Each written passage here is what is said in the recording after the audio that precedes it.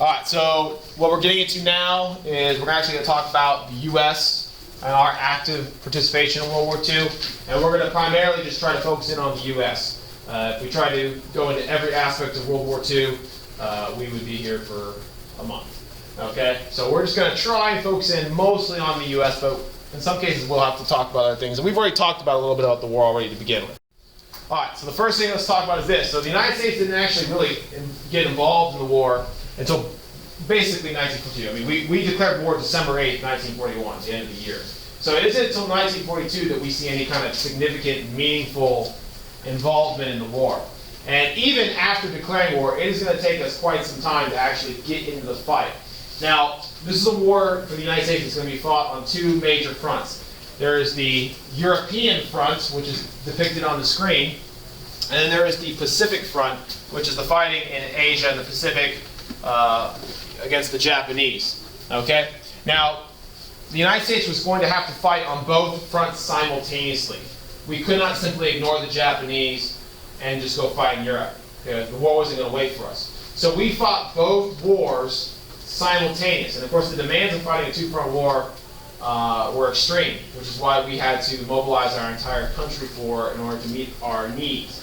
But anyways, I would say that though the Japanese had attacked us and brought us into the war, the United States made the mostly strategic decision to devote most of our resources early on, at the very beginning, most of our focus to the war in Europe. Because it appeared as though at the time, in 1942, the war in Europe was a much more dire situation. And there was no ocean that could serve as a buffer to even slow down the Axis. So the Allies in Europe needed help, and they needed it quick. So though it will take us time to get into that fight, it is in Europe and in North Africa, which is considered part of the European theater because of its close proximity.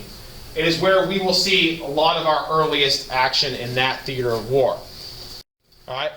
Now, before I talk about American involvement, I have to talk about something that happened that's not American, but has a huge impact on us the rest of the war. Okay? The first really significant battle of consequence for the Allies in the war in Europe that matters towards winning the war is the Battle of Stalingrad. Now, this battle had no American involvement. This was strictly a Soviet battle versus the Axis. Okay, it was fought in the Soviet city of Stalingrad over the winter of 1942-1943.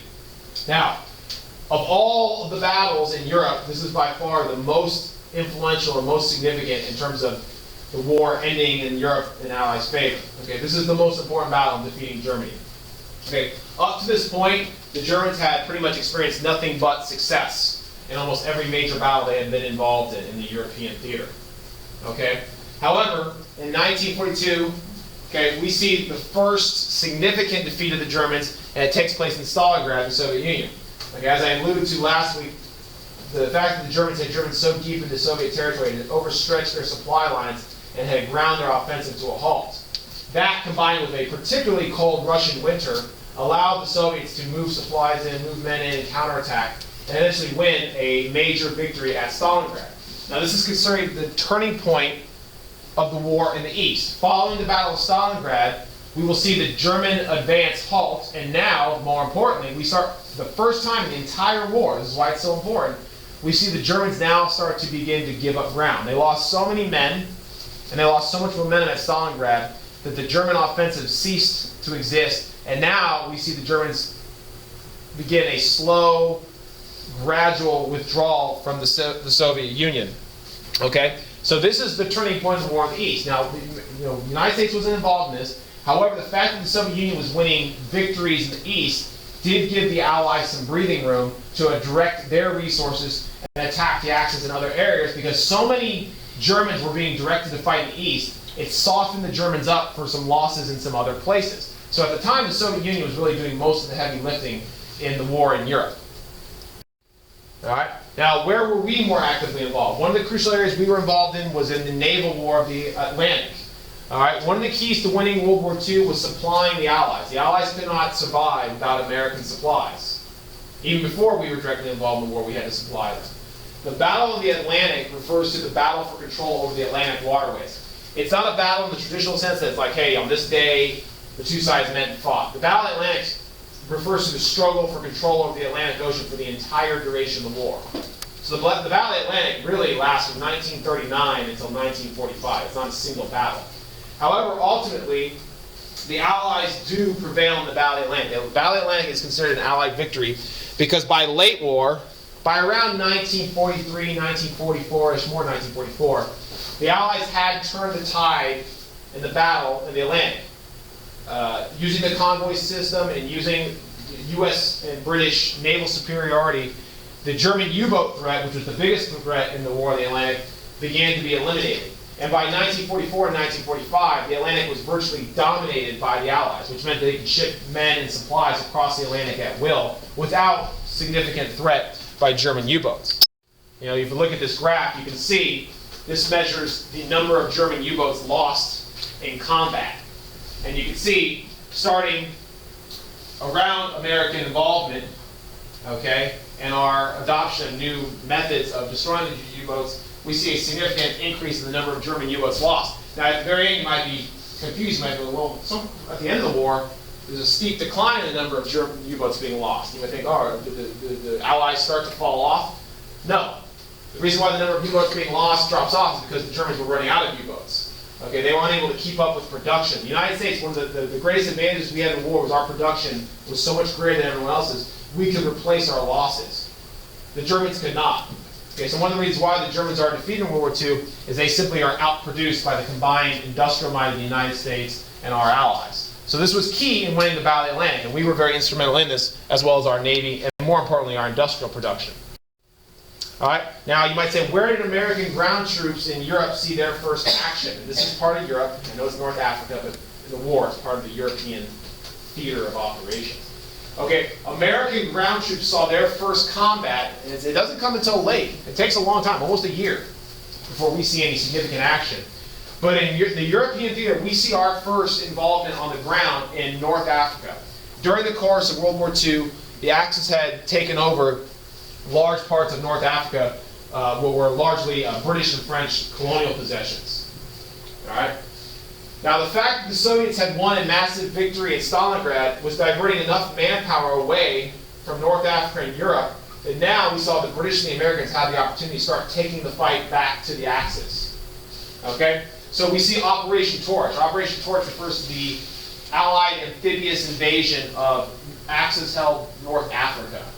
And it's in Operation Torch that we see American ground troops see their first combat of the war in this region. Okay?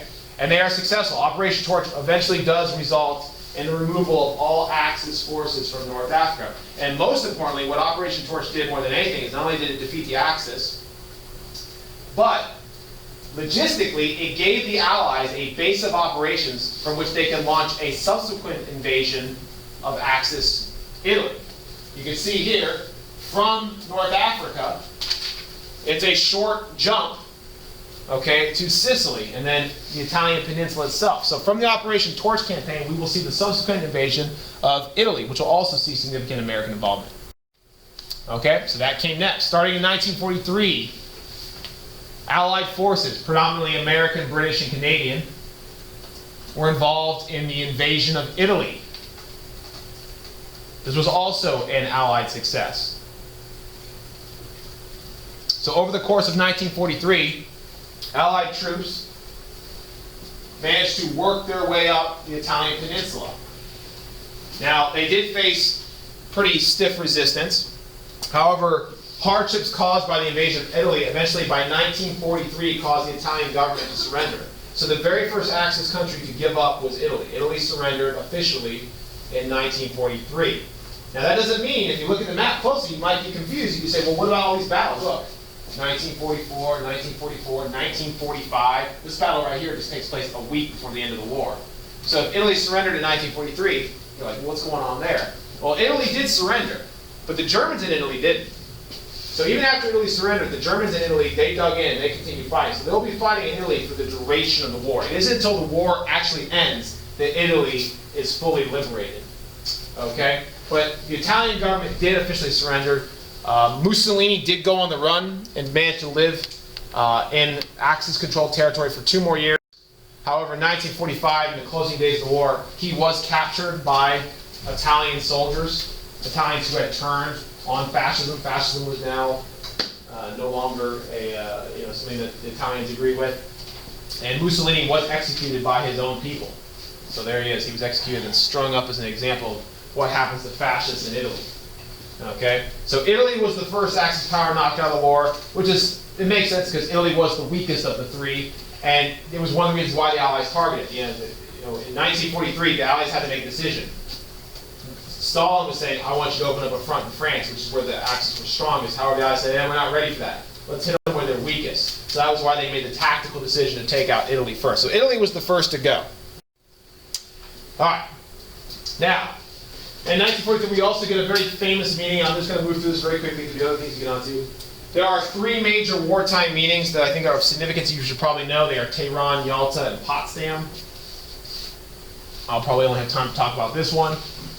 Okay, but in 1943, we see the first significant big meeting of what's called the Big Three. The Big Three referring to the leaders of England, the United States, and the Soviet Union. So who you got here? From left to right, you got Joseph Stalin, the Soviet leader.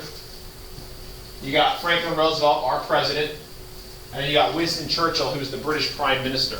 So in 1943, these guys meet at Tehran. Okay? Now, the purpose of the meeting was to discuss the course of the war, the future of the war, what to do. The big topic at Tehran, though, was where the war should go next. Now, as I mentioned before, Stalin was pressuring the other two leaders to open up a second front in France. He wanted them to attack France, to attack the Germans in France. Okay? However, the Allies said, well, we're not ready. So Stalin said, well, when are you going to be ready? So the promise was made at Tehran, the promise was made, and this is going to lead to my next thing, that the Allies would launch an assault on Nazi-occupied France by the spring of 1944 was the scheduled date. Spring of 1944. Okay? This would be the big moment when we would open up a second front, mainland Europe. And the reason why Stalin was so wanting this is because he wanted the pressure off of his guys. He was getting massacred. The Soviets were winning, but they were winning while losing millions of men. And he said, I need you guys to take some of the pressure off me, so I need you to attack France. So the date was set, spring of 1944. All right. Now, what they were planning was for what we now known as Operation Overlord. The code name for the Allied invasion of Western Europe is known as Operation Overlord. Okay, and it called for an Allied invasion of France. All right. Now, the Axis knew an invasion was imminent. It was the next logical step. But what the Axis didn't know is where and when. So everything was based on deception. The Allies had to do this, keep it a secret, and they had to win this battle if they wanted to open up the second front and hopefully win the war. So this became one of the most pivotal battles of the war, and it was a decisive battle in the outcome. Okay? It is also considered one of the turning points of the war. There's a turning point in the east, there's a turning point in the west. This is going to be your turning point in the west. Okay? So the decision was ultimately made after much debate and planning and lots of training. The decision was made that the invasion would take place June 6, 1944, which in military terminology was codenamed D-Day. D-Day is the military terminology for the day an operation is to begin. Okay. However, historically, we often refer to D-Day as this specific event. There are actually many D-Days in military history, but this is the D-Day. Yes? So they changed the anticipated date they were going to do it? Well, they changed it several times. It shifted over time, yes. In fact, they planned actually to invade the day before, but because of weather concerns, they actually pushed off to June 6th. What's that? Yeah, these are the code names of the beaches, right? So let me just go over real quick. I can talk about this at great length, but I don't have time for that. So I'm going to give you the quick version. So here's what the plan called for. The plan called for launching an invasion from England. This is England. This is France. Across the English Channel. Now, the only way to invade was by sea. This was an amphibious invasion. It was the largest amphibious invasion in the history of the world. Thousands of ships, hundreds of thousands of men ultimately involved in the operation. Huge. Okay? Now, in order for this to work, it had to be complete surprise. Okay? So the plan was they were going to attack the French coast at a place called Normandy, the Normandy coast of France. Okay? Now, prior to the attack, the Allies first, prior to the invasion, the night before the invasion, hours before the invasion, the early morning hours of June 6th, the Allies flew behind enemy lines and dropped thousands of paratroopers into France. The purpose of these paratroopers was to disrupt enemy communications and movement of troops, to slow down the Germans' response so that when the invasion did begin, the Germans would not be able to move their forces to the beaches and repel the attack. So everything hinged upon securing the beaches. And of course, securing the beaches was the hardest part of the attack. One of the most challenging things to do in warfare is to assault a defended beach by sea. Logistically, it's a nightmare. You don't want to do it. Okay? Now, following the paratrooper drops, the Allies then launched a massive bombardment of the coast. They attacked the coast with artillery fire from naval ships, as well as bombing runs by planes. The purpose of these attacks was to soften up the beach defenders, destroy any defenses or any kind of machine gun nests, artillery emplacements, mines, to allow the attackers to hit the shore and not be impeded. Okay? And then finally, the last stage of the attack was the actual invasion. Okay? They were to land troops on shore and then actually storm the beaches and secure what's called a beachhead, which is a secure piece of beach which the Allies could then use to bring more men and supplies ashore. So this was really a multi-pronged attack. Now the bad news is everything that could have probably gone wrong did for the Allies. It was a disaster. The paratroopers mostly missed their mark and were dropped all over Nazi-occupied France, where they struggled to find their units and carry out their missions. The artillery barrage missed its target, which meant most of the beach defenses were intact when the invaders hit. And then the stormy weather caused trouble with the landing craft. For example, there were amphibious tanks that were supposed to escort the troops ashore. All but just a handful of them sank in the channel, drowning their entire crews. So that when the attackers hit the beaches, they had no tank support, which meant no cover from the enemy defenses. So the entire operation was a disaster, yet it was successful. It succeeded in spite of itself. All right. Now there are 5 landing zones. They were codenamed Utah, Omaha, Gold, Juno, and Sword.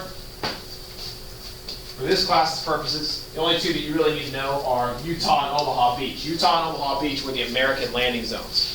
But if you are interested, the others are Gold and Sword were British, and Juno was the Canadian landing zone. So this was a multinational attack, American, British, and Canadian.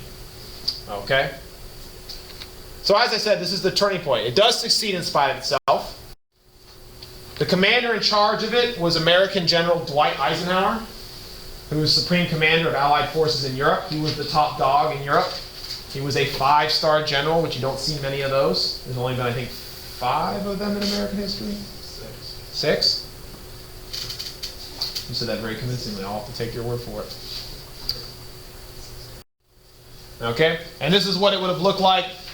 Okay, from a landing craft.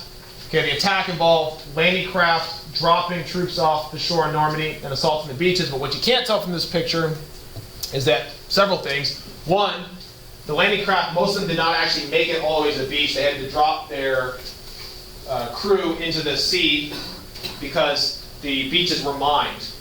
And any ships that attempted to pull up on the beaches were in danger of hitting mines and being destroyed. And then the other problem was, of course, you can't see is there were cliffs overlooking the beaches, particularly on Omaha Beach, which was the American landing zone. Okay, and on the cliffs there were German defenders with machine guns and artillery who were waiting. So the very first wave of attackers who hit the beach had very high casualties. All right, and Omaha Beach, which was one of the bloodiest landing zones, which happened to be the American landing zone, the first wave of attackers were just absolutely massacred. Okay, and the only reason we were successful is we just kept sending more and more men ashore, and though even they were being killed in high numbers, some managed to actually get through and begin to start taking out some of the German defenders until by the end of the day, the beaches had been cleared and more manpower had come ashore. So by the end of D-Day, June 6, 1944, this is what the Normandy coast looked like. Ships and men as far as the eye could see. Within 24 hours, over 100,000 troops have been brought ashore across the English Channel. All right? So this was a huge operation, and despite all the problems, it was successful. So by the end of D-Day, the Allies controlled one little tiny strip of land along the French coast. And from that little strip of land, they began now the invasion of France. So now the Germans were being squeezed from both sides. They were getting attacked from the east by the Soviets, which were driving now towards German territory. And then on the western front, the Allies, the American and the British, were also driving the Germans out of France. So this is the beginning and the end for the Axis in Europe. Okay? What's that? It was 9. What was 9? There was 9 Foxtrot generals. 9? Okay, thank you. Okay. So, and I'm skipping over some things obviously, as the Allies began driving, and I'm ignoring what's going on the Eastern Front, by the way. As the Allies are driving the Germans out of France, they now began to approach the German border for the first time. And this is where we see kind of the last major battle of the war. In one kind of last-ditch effort, Hitler sends all of his reserves in an attack on the Allied line. Okay, everything that he had still, the remaining manpower of the German army that he had on the Western Front, Hitler threw everything he had at the Allied line near the border between Germany and Belgium, mostly in what was the Ardennes forest. Okay? Now, this massive attack initially had the intended effect. Like previous Blitzkrieg-style attacks, the Allies, facing these numbers, they were driven back. Initially, the Germans had the momentum, and they did manage to drive the Allies back. Okay? However, unlike previous Blitzkriegs, the Germans were unable to actually break through the Allied lines. And that's what the Blitzkrieg really depended on, was breaking through the lines and then encircling other defenders. All right? So this is known as the Battle of the Bulge because the Allied lines bulged in response to the attack. However, they never broke. And then after the Germans had exhausted themselves, the Allies then now began to push back, and the last remnants of the German army began to collapse. All right, so the Battle of the Bulge it marks the last offensive of the German army. It's the last time the Germans have the manpower to actually attack offensively. Following the Battle of the Bulge, the German army is in such tatters and is so depleted that the Germans have nothing left really to significantly slow down the Allies. So following the Battle of the Bulge, which is over the winter of 1944-1945, okay, following the Battle of the Bulge, we see the Allies now begin to move very rapidly into German territory for the very first time, and are now advancing on Berlin to finish the war. So it was clear by this point that the war was just months from completion. The war was going to come to an end. It was going to come to an end in an Allied victory in Europe. It was assured at this point. The question was, how much longer would the Germans fight? How much longer would Hitler, tolerate this, or would he ever surrender? So this is an Allied victory. All right. Now the final battle of the war, if you can call it that, it's not much of a battle because by this point the German army is completely depleted. The final battle of the war takes place in Berlin itself. In 1945, April of 1945, the Soviets reached Berlin. They were the first ones in. And there, the overwhelming strength of the Soviet army just rolled over the last remnants of the Germans. The Germans at this point were really completely incapable of holding the city. Now, as the Soviets took the city, Hitler, at the time, was still alive, and he was hiding out in a bunker underneath Berlin. Okay? And it was clear that there would be no escape and that there would be no victory. Okay? So all that was left to do now for the Soviets was to take the city and eventually capture Hitler and bring the war to an end. Because Hitler was really the only thing keeping the Germans in the war at this point. I mean, most Germans knew that the war was over. I mean, it was clear it was over. But Hitler, because he knew there was no escape for him, he kept Germany in the war as long as he could. So, in the closing days of April of 1945, this is an Allied victory, obviously. Okay, Hitler decides to make the decision, rather than be captured, he's going to kill himself. Okay, realizing that if he's captured, he will be put on trial and, of course, executed. And rather than allow the Allies have that last victory over him, Hitler decides it's best to take his own life. So on April 30th, 1945, Hitler and his wife, who he had just previously married, Eva Braun, they both commit suicide in Hitler's bunker by taking cyanide, which is a poison, and simultaneously shooting themselves in the head with a pistol. Okay? So Hitler commits suicide, and the last remnants of the Nazi regime really start to unravel. So after Hitler's death, very quickly, the leadership of the Nazi Party fell apart, and the war was really all but over. Okay? So following Hitler's death, quickly we see elements of the German military now move to end the war, realizing there is no hope for victory. Fighting on will only get more people killed. Okay? Ultimately, Germany does surrender, and the military is the one who makes the decision to ultimately accept the terms of surrender. So May 8th, 1945 is the official date of the German surrender. It is known as VE Day, which stands for Victory in Europe Day. Okay, so Victory in Europe Day marks the surrender of Nazi Germany. However, it does not mark the end of World War II because there's still the Japanese. I haven't talked about them yet, right? The Japanese are still fighting. Now, I will say this, and we're going to talk about the Japanese as much as we can here in a second. The Japanese, by this point, were also on the verge of collapse. Okay? However, they were still fighting, and at this point, they also showed no intention of quitting.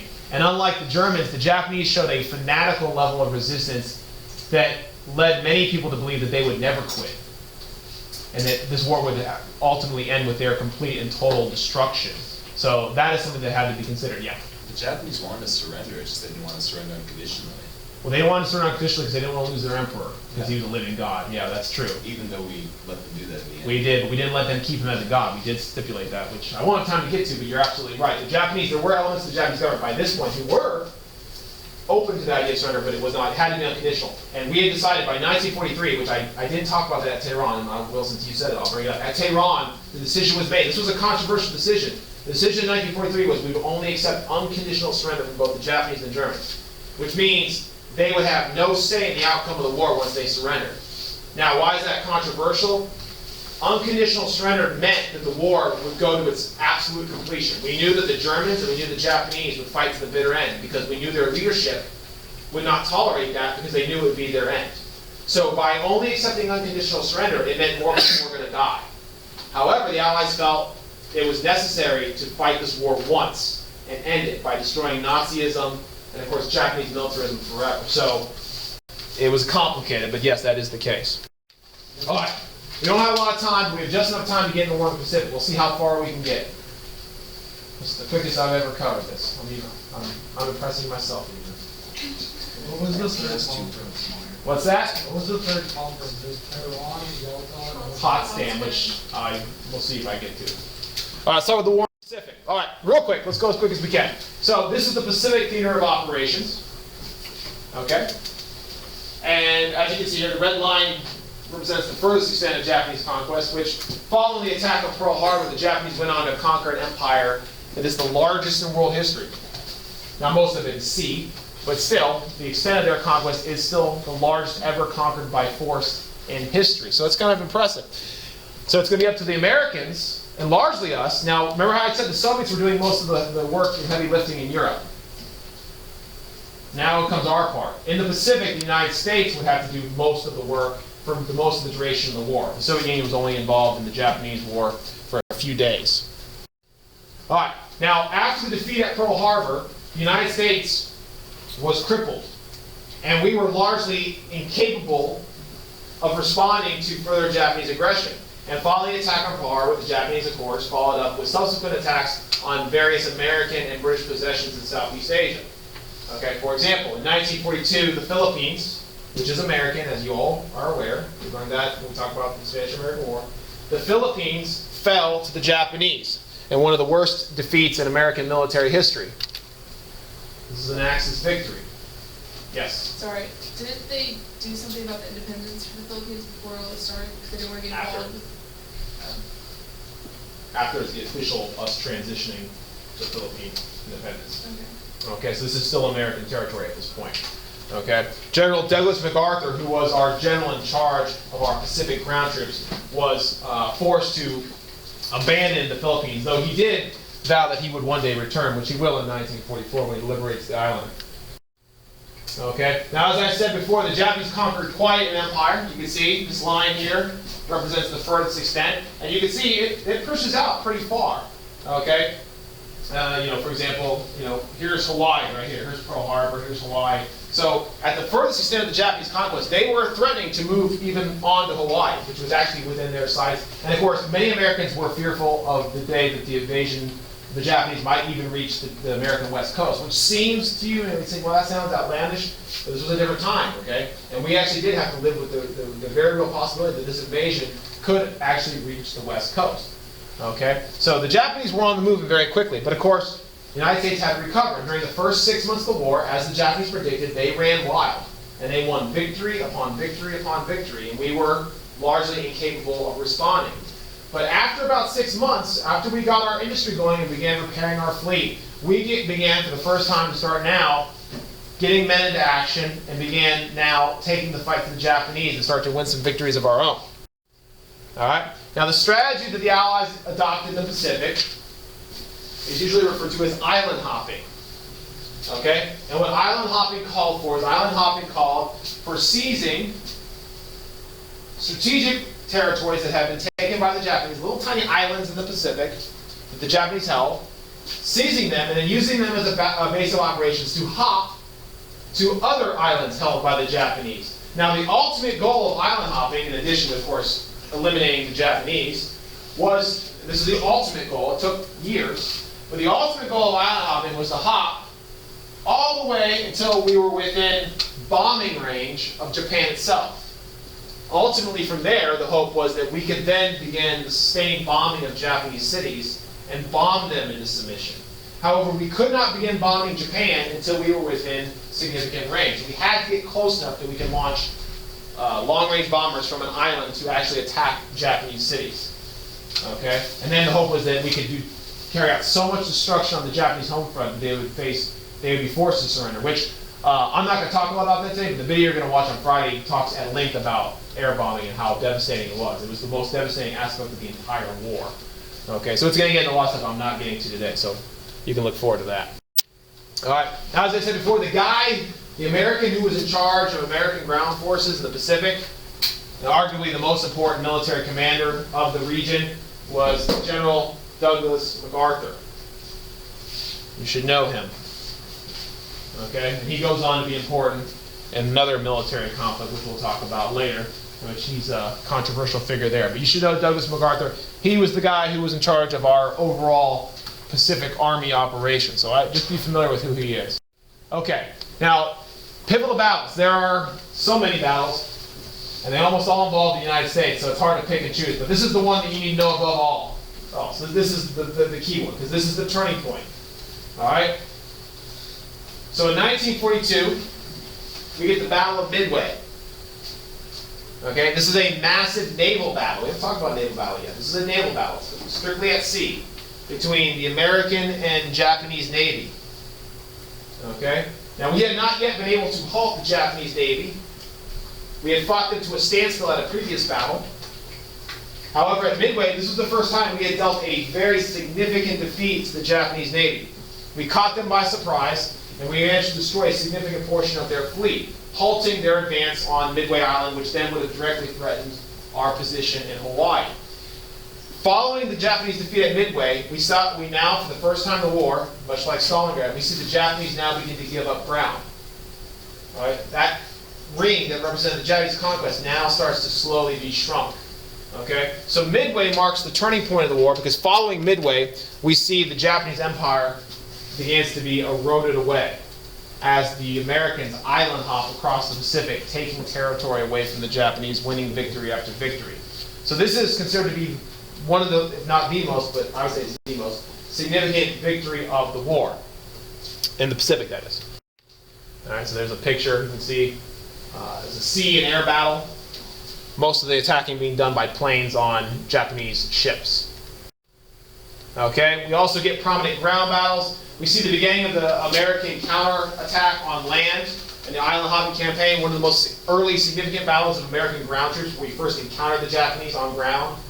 One of the first significant events is the Battle of Guadalcanal, okay, which is part of the American island hopping campaign. And in attack Guadalcanal, we get our first taste of what combat with the Japanese was like. And as I pointed out before, the Japanese were unlike the Germans and the Italians in Europe in many ways. In fact, the Japanese were, their level of fanaticism was unmatched. In other words, the Japanese, in many cases in battle, would oftentimes refuse to surrender, even when defeat was assured. Even when there was no chance of winning or no chance of survival other than surrender, the Japanese, in many cases, would either fight to the death or choose to even commit suicide, because it was considered to be more honorable in their culture than surrender. Surrender was considered to be dishonorable to not only the Japanese Empire, but also to the emperor, and the emperor was revered as a living god. So it was preferable to take your own life or fight to the death than to let down your country and your deity. All right. So in Guadalcanal, we got our first experience at the level of fanaticism, and what we found is that the war against the Japanese, unlike the war against the Germans, we took very few prisoners because the Japanese simply would refuse to surrender. So the death toll in the Pacific oftentimes is a lot more lopsided than in Europe, because even when the Japanese were assured of defeat, they would fight to the last man, losing thousands in the process. And if you actually get into it and look at the death toll of these battles in the Pacific, it's really unbelievable, the amount of people who had to die in order to bring this war to an end. I mean, it's similar in Europe too, but the disparity between the two sides is amazing. So this is an Allied victory, obviously. Okay, so by 1944, we have reclaimed the Philippines. So if you're keeping track, we're taking ground, we're moving closer and closer. I also mentioned by 1944, we were within sustained bombing range of Japan. We began the conventional bombing of Japanese cities. Okay? We began to bomb the Japanese in their cities and bomb them into submission. Okay? So between 1944 and 1945, we bombed Japanese cities. The most notorious of these bombing campaigns was the firebombing of Tokyo, which is the worst conventional bombing campaign of the entire war. Okay? Allied bombing of Tokyo was very effective because, of course, most of the building materials the Japanese used were very flammable. Okay, bamboo, wood, paper, things like that. So we used incendiary bombs to start as many fires as possible, the purpose of which is to inundate their fire suppression services and cause these giant firestorms that end up killing, in one campaign of bombing, over 100,000 people were killed in just one shot. Okay? And ultimately, by the end of the war, it's estimated that over 1 million Japanese died as a result of Allied bombing. Okay, this is just conventional bombing. A lot of people like to talk about the atomic bombs. Far more Japanese were killed through conventional bombing than the atomic bombs combined. Okay, the atomic bombs did their share. 200,000 people died from the atomic bombs, but conventional bombing killed well over 1 million Japanese.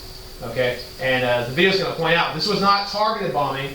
We were not bombing factories intentionally. We weren't seeking out only military targets. By this point in the war, we decided that the most effective way to end the war was what we called area bombing. And area bombing is where your target isn't a factory, it's not a base. Your target is the entire city. So when we bombed Tokyo, we bombed the city and we bombed it at night. Okay, we bombed it at night to minimize losses. And at night, obviously, you can't pinpoint targets. So we just leveled the entire city, civilians too. But this was total war, and in total war, everyone's fair game. So that's how we justified it. All right, so there's total war. All right, so late war, we get a couple more pivotal battles. One of the most famous battles in American history, recent military history, is the Battle of Iwo Jima, which turns out to be strategically non-significant, but at the time it would seem to be relevant. Iwo Jima is a little tiny, nothing island right here, not far from Japan. However, the Japanese had an airstrip on it, and we wanted it. We needed it for damaged bombers coming back from Japan. So we decided to take it. So this required an amphibious invasion of the island. The Japanese were dug in on the island. Okay? And this battle is significant, and one reason is because it's the only battle in the entire war in the Pacific in which the number of American casualties actually was outnumbered the number of Japanese casualties. We lost more men, we had more casualties than the Japanese did. And almost every single Japanese defender of the thousands of the island were killed to a man. We only took a very small number of prisoners, which once again shows the willingness of the Japanese to either fight to the death or take their own lives. So the Battle of Iwo Jima was particularly bloody for us, but it was an Allied victory. It gave us this picture, which is one of the most famous pictures of the war, the Americans raising the flag on Mount Suribachi, which came to symbolize our effort in the Pacific. All right, now I'm jumping ahead, but by 1944, we had pushed the Japanese back all the way deep into their own territory. We were now threatening to move on Japan itself. We were now within bombing range of Japan. Now the Japanese became even more fanatical in the resistance. Starting in 1944, we saw a new level of fanaticism as the Japanese introduced kamikazes. Okay, kamikazes were suicide bombers. They were planes that were loaded up with explosives, and the pilots, oftentimes unskilled younger pilots, were instructed to crash these planes into American ships. Okay, it was a terrifying weapon, and it was an effective weapon. Okay, it was a guided missile. And kamikazes in major battles, for example, the Battle of Leyte Gulf, which is the largest naval battle in history, in it, kamikazes damaged hundreds of American ships and killed thousands of sailors. Okay? However, ultimately it proved to be a losing strategy because the Japanese did not have the resources to throw away planes and pilots like this and then be able to, at a later date, defend themselves from attack by air. So while the kamikazes were effective in the short term, destroying ships, in the long term they depleted Japan of air power, which meant that by the end of the war, we could bomb the Japanese cities at will without the fear of any significant resistance. But it just goes to show you just how fanatical the Japanese were in their level of defense. They were willing to kill themselves and die in not large numbers just to even slow the Americans down.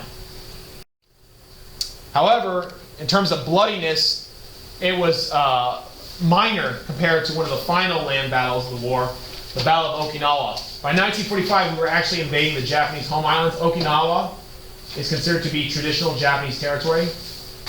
Okay, so the fact that we were taking territory that the Japanese viewed as being Japanese meant that they were throwing everything they had at us at this point.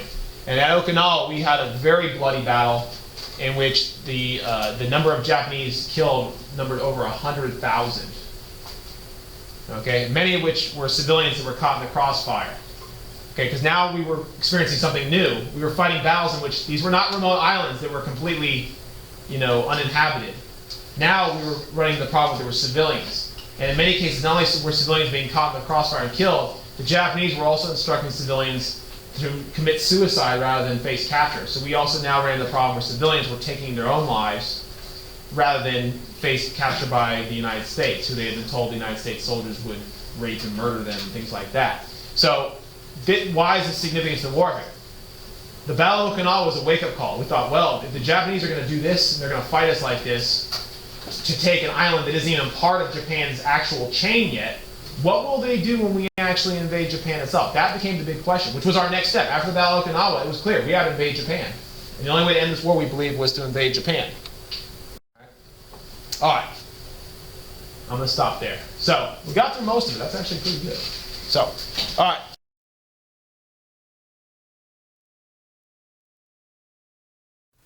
So one of the biggest problems that the United States and other countries faced on the home front was paying for the war. Of course, the war was very expensive, the most expensive thing we'd ever done.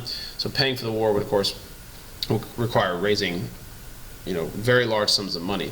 So one of the places the United States turned to was its own citizens. Just like in World War I, patriotic citizens were asked to buy war bonds. Of course, war bonds would allow Americans to give some of their surplus money to Uncle Sam to help wage the war effort. So the largest aspect of funding the war actually came from borrowing money from American citizens and borrowing from other countries.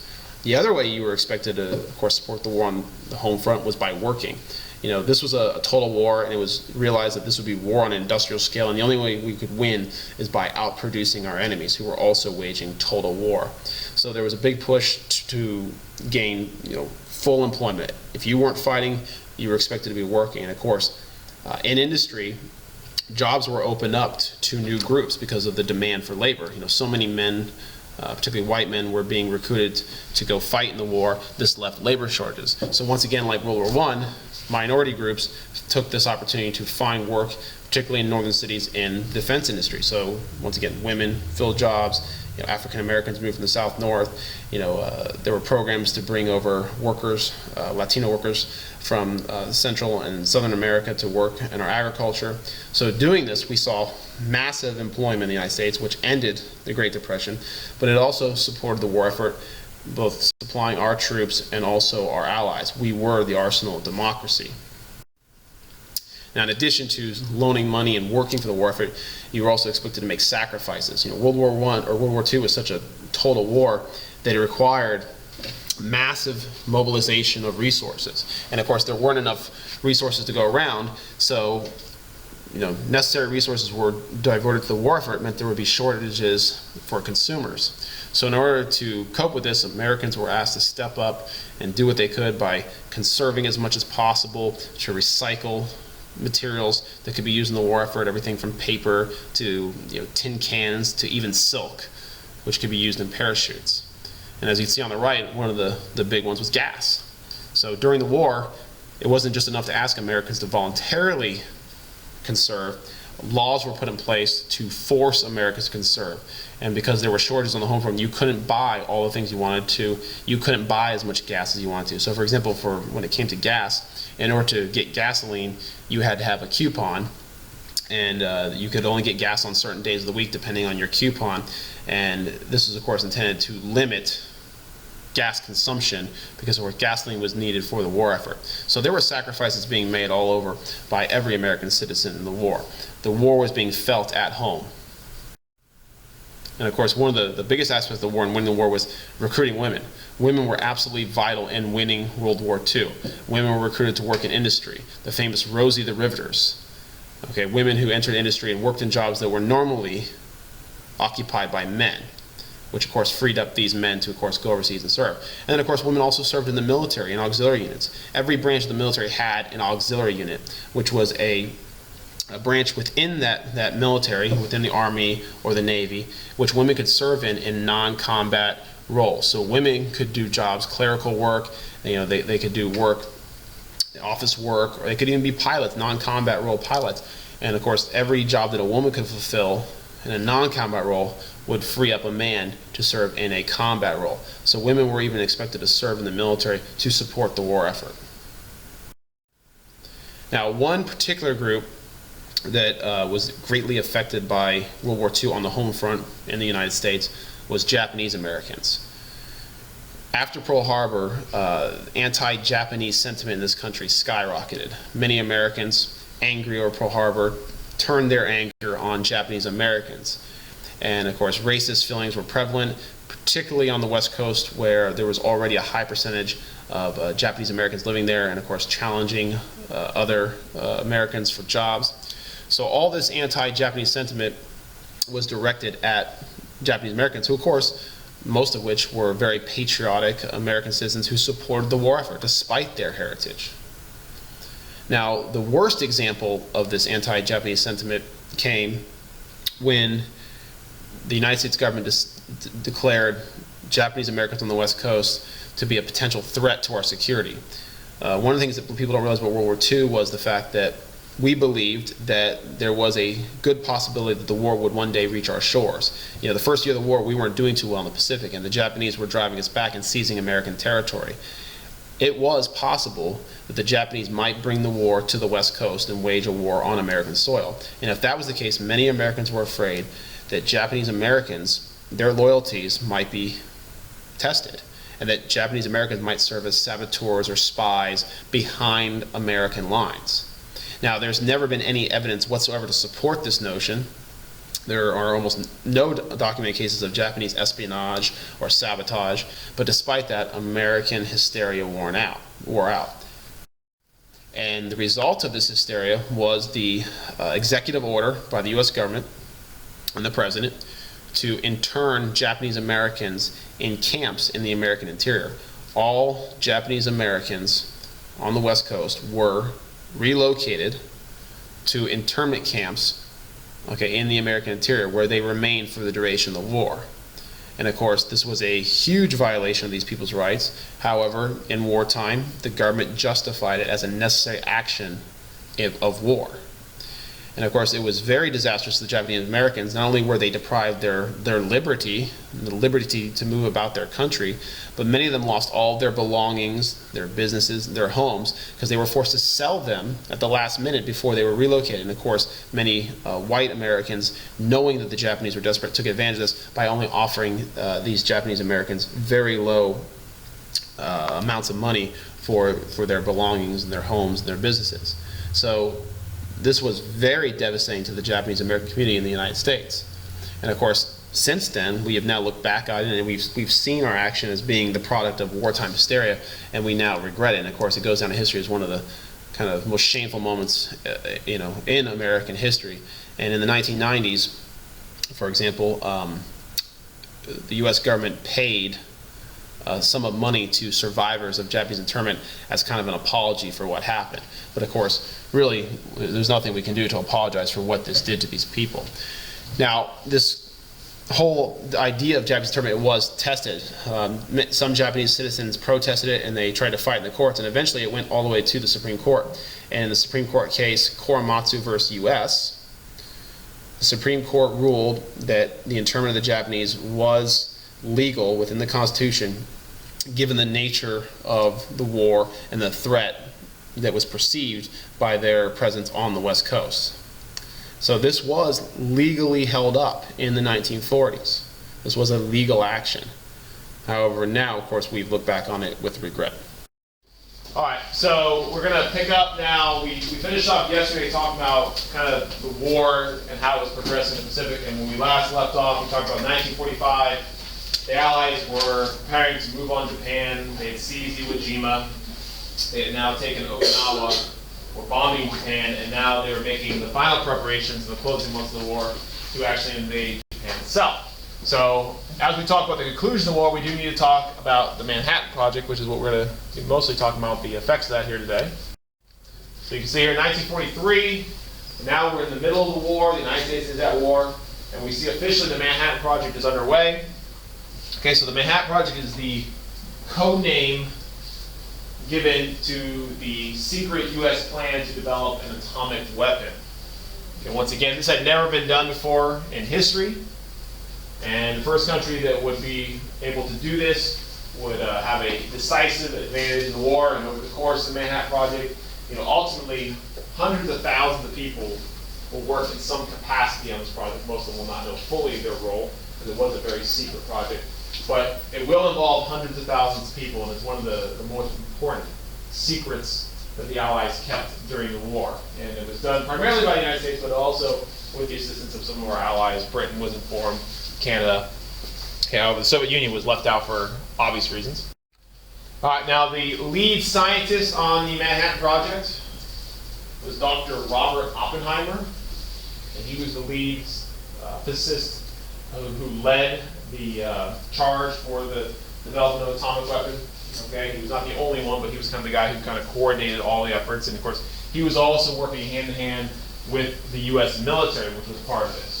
Okay, so this was a combination effort of both civilian and the military to develop this weapon. Okay, and it was part of a broader, the Manhattan Project was part overall of the Office of Scientific Research and Development, the OSRD, which was, for the United States, an organization during the war whose job was to research and develop new technologies and weapons that would assist the Allies in winning the war. This was total war, so we were devoting a lot of resources and a lot of effort to try and gain every conceivable advantage that would be available to us.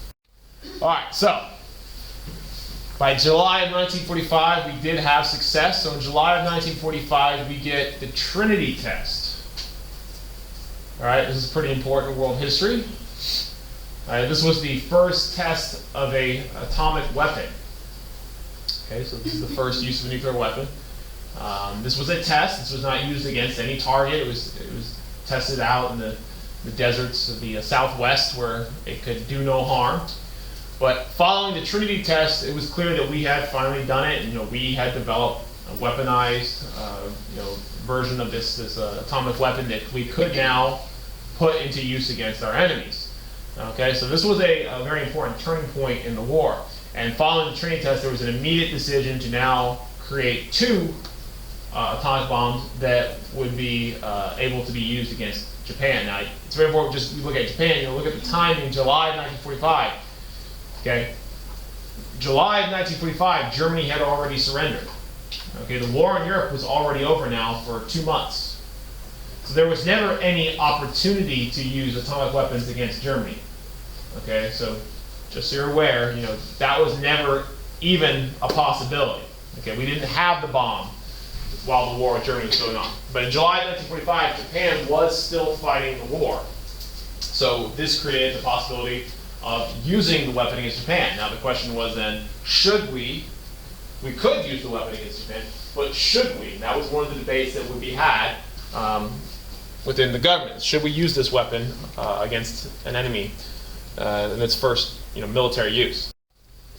Now, one of the reasons why we have this debate is because at the time, the United States was, at the time, currently making preparations for an invasion of Japan itself. This is known as Operation Downfall. Operation Downfall was the code name for the proposed plan to invade Japan. I say proposed because Operation Downfall never took place. Okay, this was only on paper. All right, because the war would end prior to Downfall being carried out. Now, Downfall, as I said, called for an actual invasion of Japan. And at the time, it was pretty evident to us that Japan had no intention of surrender. All right, Japan had, in preparation for invasion, had been recalling some of their forces back to Japan. We knew they had over 1 million soldiers in service that could be used to defend Japan itself. And that, of course, could be used in combination with militia, which they could conscript from their civilian populations. So we weren't really sure what kind of resistance we were going to face in Japan. And Japan was well aware of our plans to invade, and because of the geography of Japan, they pretty much knew where we were going to attack. So any attack on Japan was believed was going to have, a high number of casualties. Now, we don't know how many casualties an attack on Japan would have had, because of course it never happened. But over the years, there's been a lot of speculation. At the time, one of the more common estimates being given was that an American attack on Japan would yield somewhere around 200,000 casualties on our side. That was one of the numbers. And then on the Japanese side, it was estimated that the death toll might be upwards of even 10 million. Okay, so 200,000 casualties for the Allies, 10 million dead on the Japanese side. Okay, that was one of the numbers that some of the numbers were going around. Is that fact? We can never know. Okay, there are estimates that say it could have been higher, there are estimates that say it could have been lower. We're not really sure. Regardless, any invasion of Japan would have been costly, it was believed. So when an alternative to a land invasion was brought up, which is of course the atomic bomb, it was given immediate consideration because it was believed it would save lives. It would most certainly save American lives, and it is possible it could even save Japanese lives. If the Japanese could be convinced to surrender by the use of these bombs as opposed to an invasion, the sum total of lives lost might be less. But once again, this is all speculation. All right, so with the bomb in hand, at Potsdam, remember the Potsdam Conference, which we talked about yesterday, at Potsdam, the Allies issued an ultimatum to Japan. It is sometimes called the Potsdam Declaration, sometimes referred to as the Potsdam Ultimatum. Okay? Which said that the Allies called upon the government of Japan to proclaim now the unconditional surrender of all Japanese armed forces and provide proper and adequate assurances of their good faith in such action. The alternative for Japan is prompt and utter destruction. Okay, so surrender now or face the consequences. All right, so the response to the Potsdam Declaration by Japan was silence. They did not respond to it whatsoever. And the Allies took that silence to mean that they rejected the ultimatum and that the war would continue. Okay? Now you got to realize, we look back on this in hindsight, and knowing that at Potsdam we had the bomb, okay, this declaration does seem ominous. If you don't surrender, you will face prompt and utter destruction, right? But you have to realize that from the Japanese perspective, this was nothing out of the ordinary. They had been facing prompt and utter destruction now for really over a year. We've been bombing their cities. Okay? That is prompt and utter destruction. So for them, the Potsdam Declaration really didn't have anything significant to it. It was just more of the same. So in that regard, it's kind of, we can kind of understand why the Japanese didn't immediately surrender. Okay? They just thought this was a continuation of the Allies demanding that they surrender. Of course, the big issue here was the unconditional surrender. The biggest fear amongst the Japanese government was that if they did unconditionally surrender, that they might be forced to give up, their government system, their way of life. They might be forced to eliminate the position of the emperor. The emperor might even stand trial for war crimes and be put to death, which is something that was completely out of the question. Because you got to remember, most of the Japanese worship the emperor as a god. So you're being told that if you don't surrender, your god will be put to death. That's not something they're going to be probably willing to just submit to. So this is one of the reasons why the Japanese were so resolute in their defiance here. All right. So as a result of the Trinity test, the U.S. government immediately went into effect, producing 2 weaponized versions of the bomb. So we get 2 bombs. Okay, they are both atomic weapons. However, they were both experimental still. Okay, they were still experimental. And they were both built on different designs. That's why they look so different. Okay?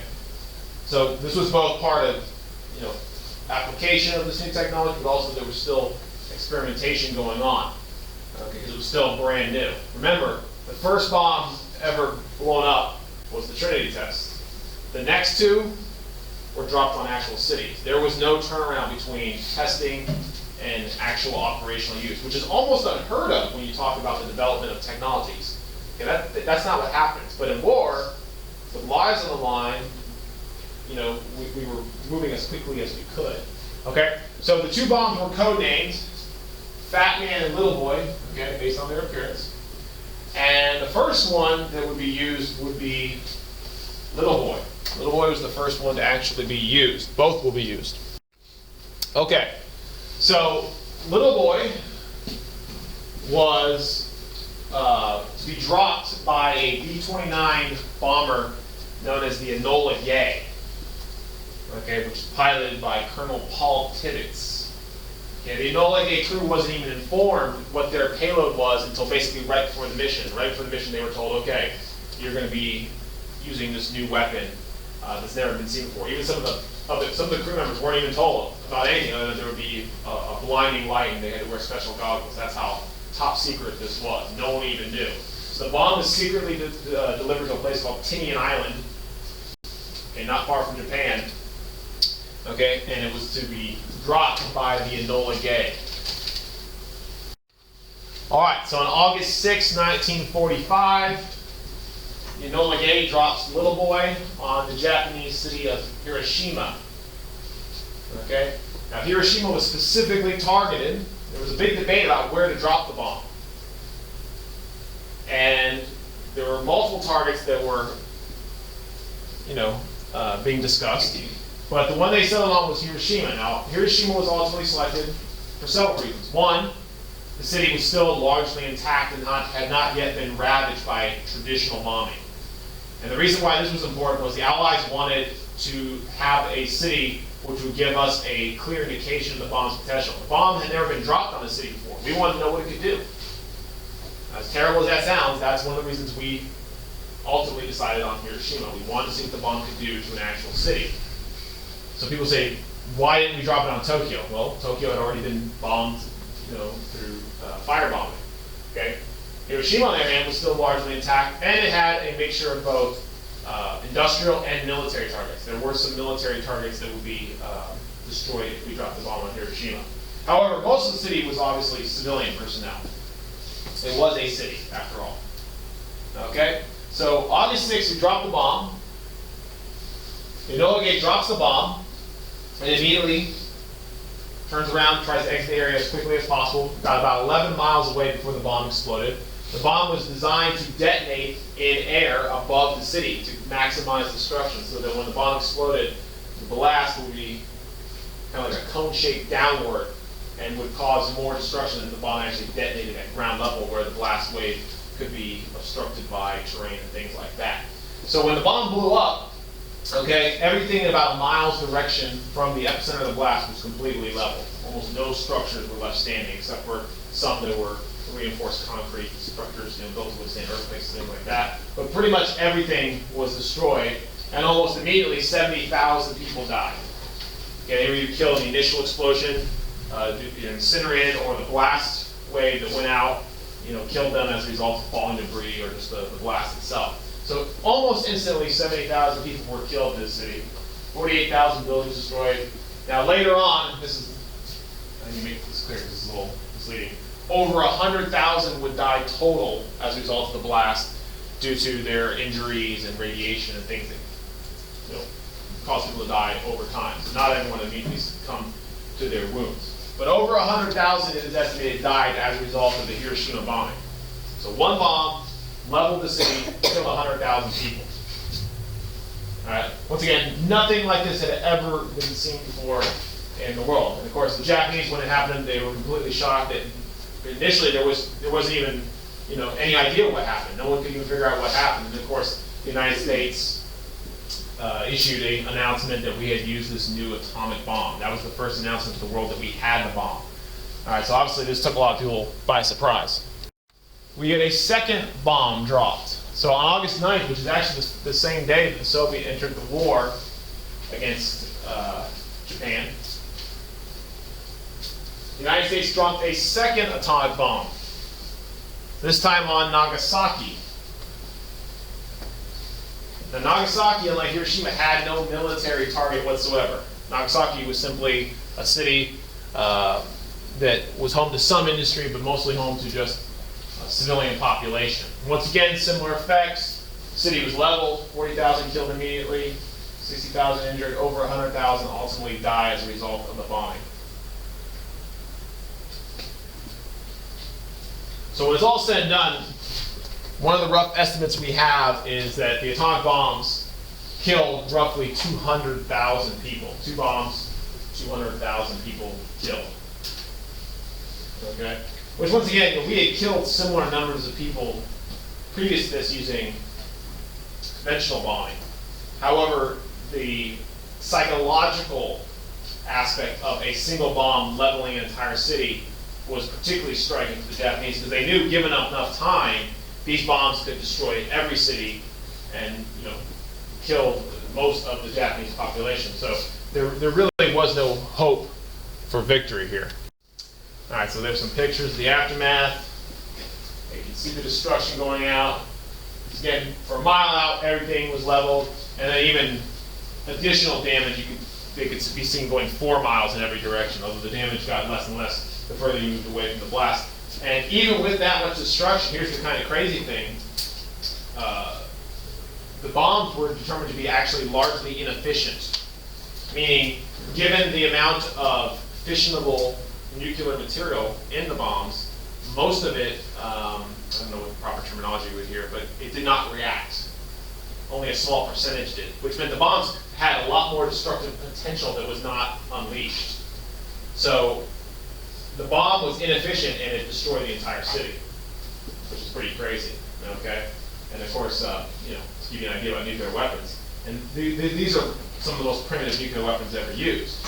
Right? By today's standards, these are nothing. We have bombs today that are literally thousands of times more powerful than the Hiroshima and Nagasaki bombs. So pretty crazy just how powerful these are. It's kind of hard to even wrap your head around just what kind of destruction they could possibly, do. And of course, don't also forget, this is the only 2 times ever in the history of the world these weapons have ever been used in war. Okay? 2 times, that's it, and never again since. All right, so there you see some of the victims. Obviously, not everyone was killed initially. A lot of the Japanese, had burns all over their bodies. The blast itself, to give you some numbers, some of the details. At the ground zero, which the bomb doesn't detonate at ground, but at the closest location to the blast, the temperatures created by the blast exceed that of the surface of the sun. So there are literally people who just were vaporized. There was nothing left. Okay, and then of course as you go out, there was all kinds of damage. People had burns, like you see this one here. The energy released from the bomb, where her kimono, where her shirt was touching her, the darker patterns absorbed more energy and burned the pattern into her skin. Just the light release could blind you if you were looking directly at it when the bomb went off. And you can see, so of course the other thing about the atomic bomb is it's dirty, right? Radiation, so the kids losing their hair. A lot of people died later as a result of the bomb due to the radioactive aspect, which that was something that, was new. We couldn't really account for that in the warfare, so that was also something very new. So that's why the death toll over the years to come would climb to over 100,000, because you have to take in that radioactive aspect of the bomb, which is particularly concerning. All right, so between the 2 bombings and, of course, the declaration of war by the Soviet Union, Japan really quickly realized there was no hope for victory. So we do know that they, of course, began making overtures towards the Allies to surrender. And on September 2nd, 1945, we get the official surrender by Japan. This is known as VJ Day, Victory in Japan. So you have VE Day, Victory in Europe, now Victory in Japan. And there you see in the picture, that is General Douglas MacArthur accepting the Japanese surrender. Now, as part of the surrender, it was unconditional. We would be allowed to occupy Japan, and we would oversee the transition to the new Japanese government that would be, for the large part, created by the Allies. Okay, one of the conditions of the peace agreement, the surrender, was that we did allow the Japanese to maintain their emperor. However, okay, they were no longer allowed to look at their emperor and worship their emperor as a living god. So in order to help ease the transition and help the Japanese people kind of accept surrender, we let them keep the emperor, because that was a major issue for them. However, the emperor would no longer be an actual influential figure in Japanese politics. So even today, Japan, they do have an emperor and a royal family, but it's largely symbolic, like it is in many other countries. And that's because basically Allies said this is the way it's going to be. In fact, Douglas MacArthur helped create the new Japanese constitution that followed. Okay, they actually call it the MacArthur Constitution. All the things that created the modern Japanese government we have today largely comes from post-World War II, from the constitution they created after the war. All right, so there, of course, was the celebration. There's the famous picture of the sailor kissing the nurse there, which she didn't even know him. So that's sexual assault, but at the time, this was unless she consented. The story is that he just grabbed her. But anyways, I don't know. But anyways, this is a highly celebrated picture. Don't do this today. A different era of that. Well, maybe you could get away with it. I don't know. But I wouldn't recommend it, okay? Compton? Yeah, probably just Just remember that. All right, let's look at results of the war altogether now. Finish up.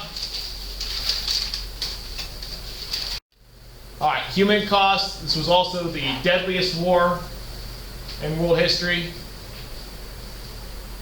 Lots of estimates. Most common estimate given is that the death toll was somewhere around 60 million killed. Okay?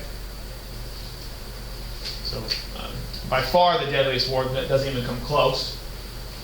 And amongst the warring nations, some had a higher death toll than others. On the Allied side, the losses amongst the big three are very disparate. The United States only lost about 300,000. Okay, Great Britain lost a little less than 500,000. The Soviet Union altogether, it's estimated, lost somewhere in the realm of 20 million. So the Soviet Union lost a lot, and that's a result of Operation Barbarossa and the invasion. And of course, China. We didn't talk about China, but China's included too. We have China. China also, we don't have very good numbers on it because China was in such disarray before and after the war. But it's also estimated that the death toll might have been upwards of 20 million. Okay, which that's just an outrageous figure, right? And then on the Axis side, of course, the two biggest losers in terms of lost lives were Japan and Germany. Okay, Germany, if you look at both military and civilian, lost over 5 million. Japan, somewhere in the realm of 3.5 million. Okay, so very high death tolls all around.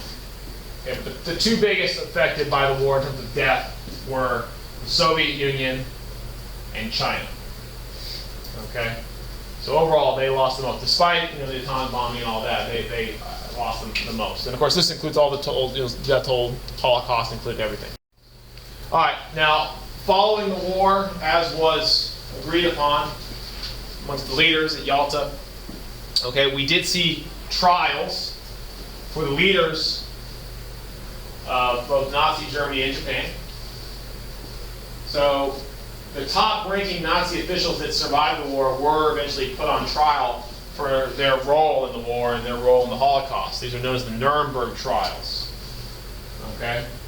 So those Nazi leaders that could be captured were put on trial and were charged with war crimes and a new thing. This was a brand new creation, crimes against humanity. Okay, which is a new construct that was used to refer to particularly awful crimes of genocide and things like that that we saw during World War II. Okay, so many of the top-ranking Nazi officials were convicted at Nuremberg and were sentenced to death. Others were given lengthy prison sentences, and even a few were actually acquitted and exonerated due to their minor role in the Nazi war effort. However, most of the people involved were punished in some way. Obviously not everyone was brought to justice. Hitler had committed suicide. Heinrich Himmler, who was the leader of the SS, he had also committed suicide upon capture. Okay, however, a lot of the major figures involved with the Nazis, like Hermann Goering, were convicted. Okay, so there was punishment. Of course, one of the most important things that came out of Nuremberg was the defense used by most of the Nazi officials was that it wasn't their fault because they had been simply following orders. That Hitler had said, do these things. It was Hitler's fault. I'm a subordinate. I had to follow orders. And that defense was rejected at Nuremberg. And that set a very important precedent in law, which is you are responsible for your actions. Even if you are in the military, for example, and you're given an unlawful or immoral order, you are not obligated to follow that order. So that's a very important precedent because, as we've seen, since World War II, there have been other high-profile trials of either national leaders or even soldiers, even things like that, in which they said, look, I can't be held responsible because I was just following the leader's orders, and that doesn't fly anymore. Okay, Nuremberg set the precedent. You are responsible for your actions. So even if you were a low-ranking soldier and you were somehow responsible for some of the crimes committed during the Holocaust, you could be held accountable. And they actually did go after a lot of those people. All right. All right, Japan, we had the same thing. Okay, following the war, high-ranking officials of the Japanese government that had been responsible for World War II were put on trial. With the exception of the emperor. The emperor was not prosecuted. Okay, as part of the agreement to surrender, the emperor would not face criminal charges. All right. However, the other high-ranking officials within the government would be prosecuted. The most notable of which was the Japanese Prime Minister Hideki Tojo, who had been really the primary leader besides the emperor in the Japanese decision to go to war. So he was convicted and executed, as well as some others. But the emperor was spared, once again, to help the Japanese accept that transition to peacetime and surrender. I thought they were going to have an unconditional surrender. But It was unconditional. It was just that the Allies, the Allies could have, said no, but in order to end the war and what they thought helped the Japanese people better transition to the post-imperial, they decided this was best. So the Allies actually did agree that this was for the best. However, the downside is, of course, the emperor. There's been a lot of debate about this, but the emperor, the debate is how much the emperor actually was responsible for the Japanese decision to go to war. There's a lot of evidence that suggests that he was himself very instrumental in the war effort. He wasn't just that he was being manipulated and led by other militarists in his government, although that was going on as well. So the downside is, of course, the emperor will never be held responsible for what the Japanese did. But, for the greater good, they did absolve him of any guilt. Okay, economic effects. Now, the economic effects were mixed. Don't let this mislead you. For the majority of the countries involved, the vast majority of the countries involved in World War II, the effects of the war were disastrous. Their economies were destroyed, their industry was leveled. Even the winning Allied nations, you look at Great Britain, look at France, look at the Soviet Union, many of them economically were overall harmed by the war because they had been devastated by the destruction. However, some countries did actually benefit economically. The most notable example is the United States, which I have here, which shows you U.S. unemployment and how the Great Depression was, of course, going on when we entered the war. And as a result of wartime production and wartime employment, okay, our unemployment dropped to near zero, okay, which you can never get to zero, but this is basically full employment, okay? And of course, what followed, following a brief, tiny little post-war recession, what followed as we went into the 1950s is one of the most prosperous decades in American history, okay? So some countries did benefit. Canada also benefited. The kind of trick here was that the countries that were removed from the war, okay, oftentimes benefited economically. Okay, for example, the United States and Canada both were spared home front destruction.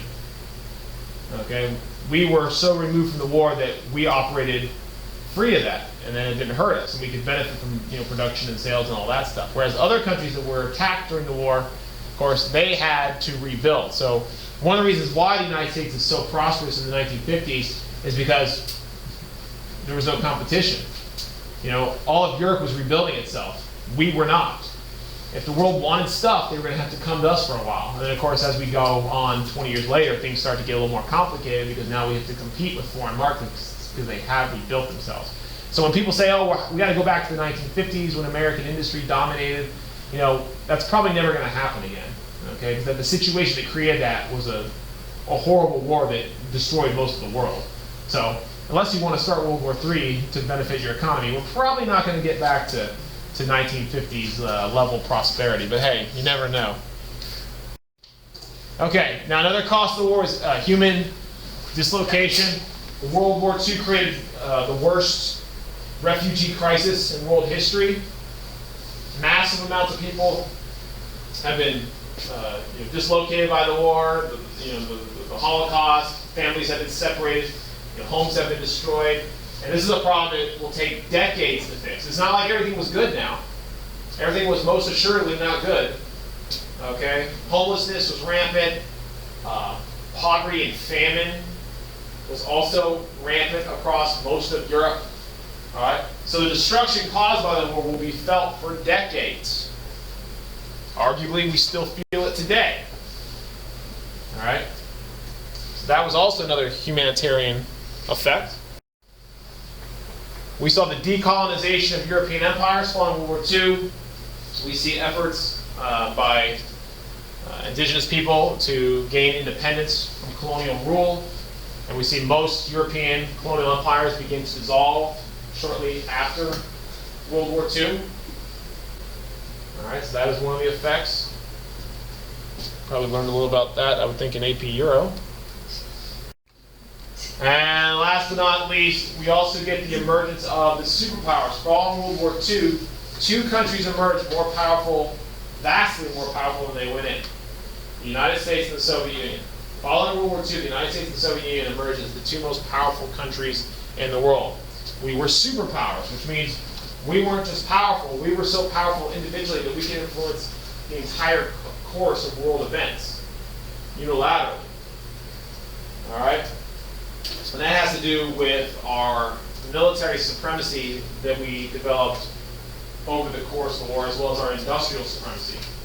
Okay? We were two massive military and industrial powers. Okay? For example, the Soviet Union, over the course of World War II, had created the greatest land army in the world. It was unparalleled. No one could challenge them on land. In the United States, we had created the greatest air force in the world, and a sizable navy as well. All right, so we both had our respective strengths. Of course, we had the atomic bomb that goes along with our air force, so that also gave us an edge. All right, so we both were powerful in our respective areas. And what we find is following World War II, we immediately start to see the polarization of Europe. Okay, following World War II, we see Europe begin to align itself with the interests of the two superpowers. It became a game of you're either with us or you're against us. If you're with us, okay, you're one of our allies. If you're against us, you're probably going to be the Soviets. So Europe started to get polarized between Western Europe, which is with the United States, and Eastern Europe, which was aligning itself with the Soviet Union, largely because the Soviet Union was dominating them following the end of World War II, with the creation of the so-called satellite state.